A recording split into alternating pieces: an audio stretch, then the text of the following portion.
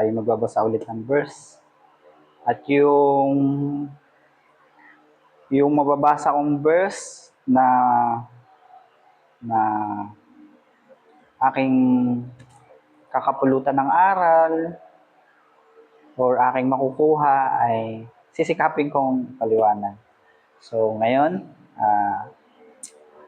tayo na manalangin. Panginoon, marami pong salamat sa pagkakataon na ito na muli na binigyan mo po ako ng pagkakataon na makapagbasa ng iyo pong salita, Panginoon. Nawa ay may makuha po akong aral sa iyo pong salita, Panginoon. Hindi lang para magpakitang gilas sa taong nanonood sa harapan ng screen na ito. At nawa, Panginoon, tulungan mo po ako, Panginoon, na mas maunawaan ng iyong pong salita. At nawa, Panginoon, patuloy mo po akong palaguin, Panginoon, sa iyong pong presensya. At nawa, Panginoon, patuloy kang kumilos sa aking buhay. Ito po ang aking dalangin. Sa pangalan ni Jesus. Amen.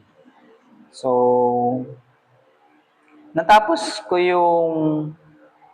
yung verse ng chapter 1 dito sa verse 8. So, magsisimula ulit ako ng verse sa chapter 9 ng chapter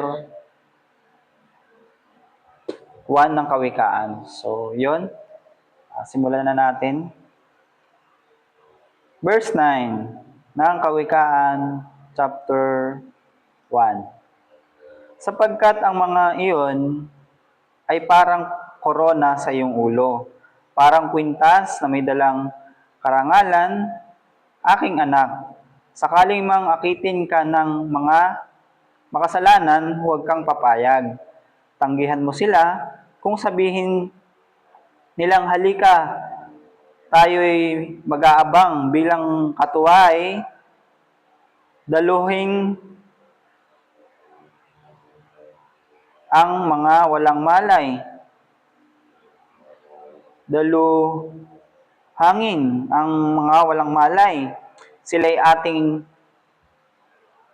dudumugit, walang awang papatayin, at sila'y matutulad sa patay na ililibing. Ating sasamsamin ang lahat nilang kagamitan.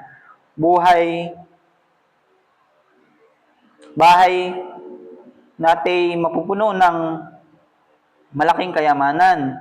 Halika at sa amin ikaw nga ay sumama. Lahat ng masasamsam,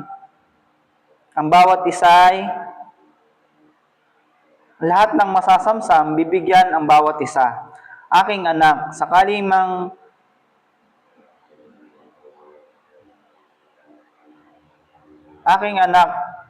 sa kanila'y iwasan mong makisama. Umiba ka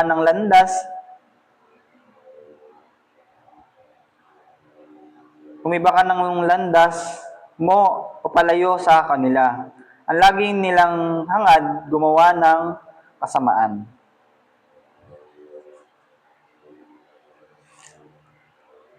Sa tuwin na ang bisig ay nakahanda sa pagpatay, sa pag-uumang ng bitag ay walang mangyayari.